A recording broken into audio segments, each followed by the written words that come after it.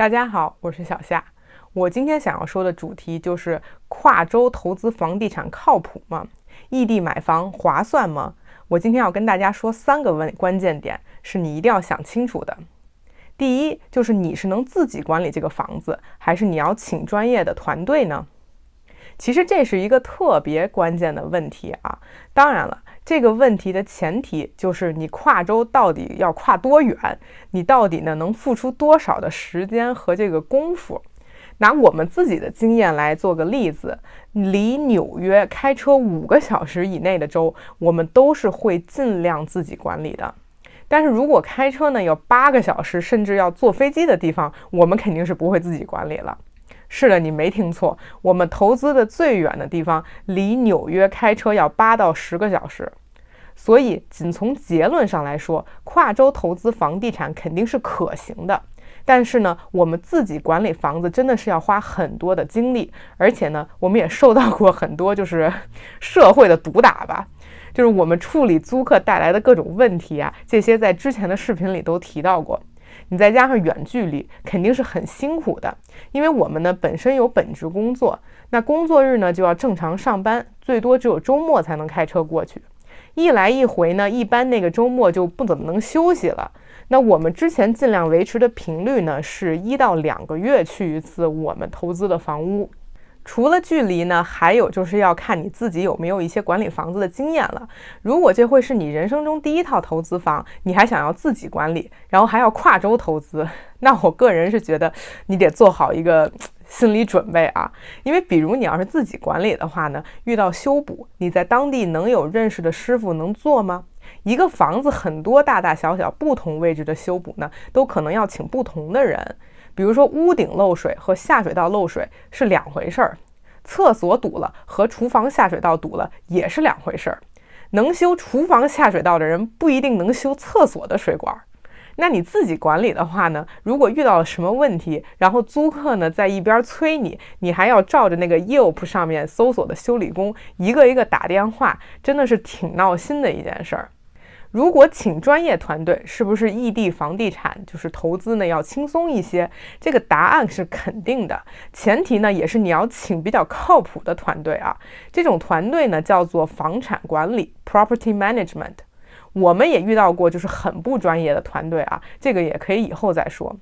大部分的专业的管理公司收费呢，在你1个月租金的8%到10%左右。他们可以包括的，从找租客、管理租客、维修清洁都可以做。他们的服务费呢，主要就是管理和招租的这个过程。那具体这个房屋维修费用是不是都是房主出钱呢？也不一定。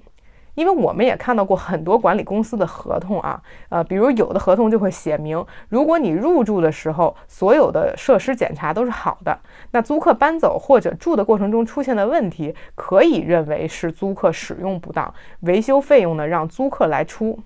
当然实际操作起来啊，租客也可以会辩解，然后呢有一些情况下可能最后还是房东和租客一半一半。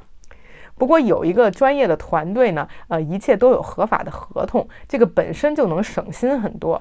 因为你如果租客不交房租，你的管理团队呢也应该负责去催和处理。租客不交钱，他们也拿不到钱。再有呢，就是从心理层面上来说啊，毕竟你是房主的话，这个团队是你花钱雇的，那花钱的呢就是大爷，你有什么不爽的，你就可以和他们发脾气抱怨。但是如果你直接管理房子，你肯定不能去骂租客吧？大家听过我们以前的视频就应该知道，租客是真的不好惹的。第2点呢，就是你是需要现金流，还是单纯的等房屋升值？那这个关键的核心呢，就是你追求的投资回报率是什么样的？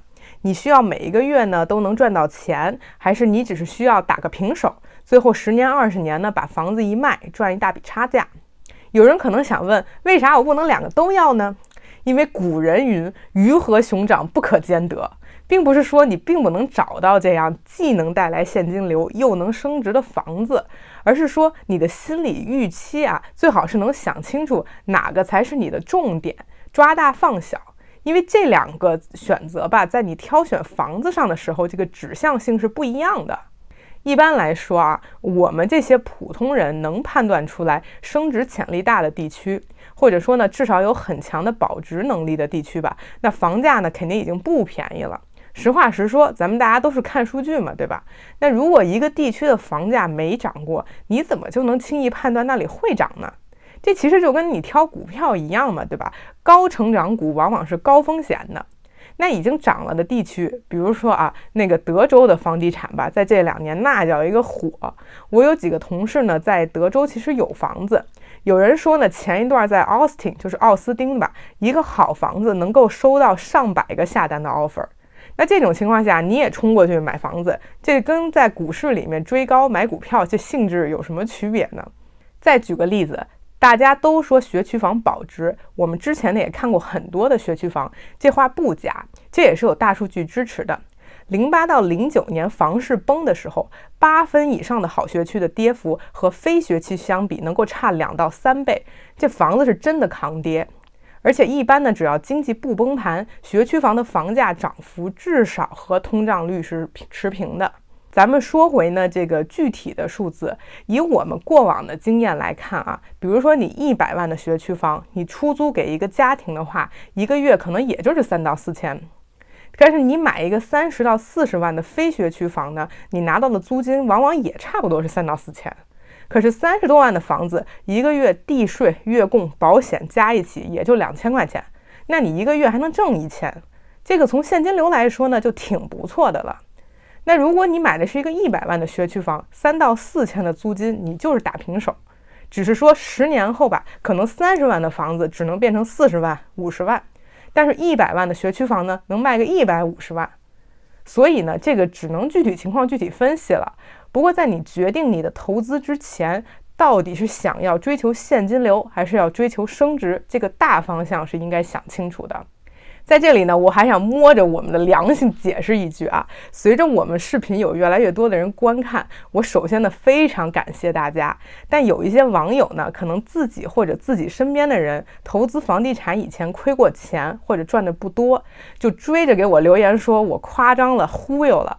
我又不是要吸引大家投资或者卖房子，我真的是犯不上我有的时候看到这种留言呢，确实还是很不爽。毕竟我们呢辛辛苦苦做视频，完全是抱着分享自己的经验的想法，这本身是一个乐趣。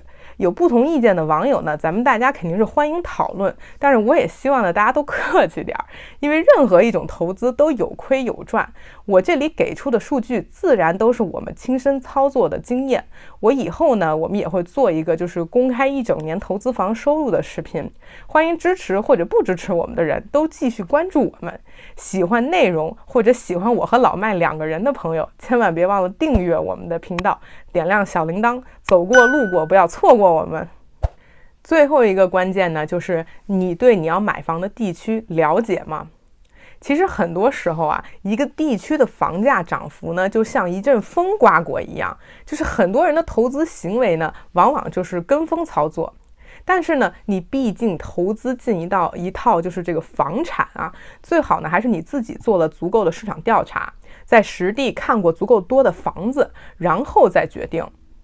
因为别人说了再多，你自己的经验才是能帮助你做决定的关键。